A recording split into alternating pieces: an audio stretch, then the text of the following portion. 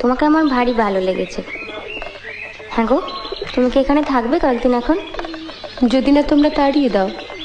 থাকলে বেশ ভালো হয়।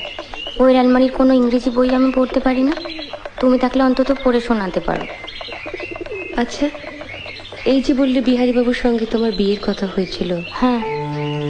সেটা হয়নি বলে তোমার কোনো আফসোস হয়নি? ওমা, আফসোস হবে কেন? ভগবান যা করেন মঙ্গলের জন্য। তাই বুঝি? এই যে বছর না ঘুরতেই বিধবা হলাম, সেটাও মঙ্গলের জন্য? সত্যি। কেন যে অত ইংরেজি পড়তে গেলে তুমি? আবার ভাবো, তাহলে তো তুমি বরের কাছেই অন্য জায়গায় থাকতে, এখানে আসতেও না, আমাদের দেখাও হতো না। বা আমি এখানে থাকতাম, তুমি অন্য জায়গায় থাকতে। বা তা কেমন করে হবে? তোমার শাশুড়ি তোমার বরের সঙ্গে প্রথমে আমার সম্বন্ধ করেছিলেন, জানো? তাই বুঝি? তা হলো না কেন?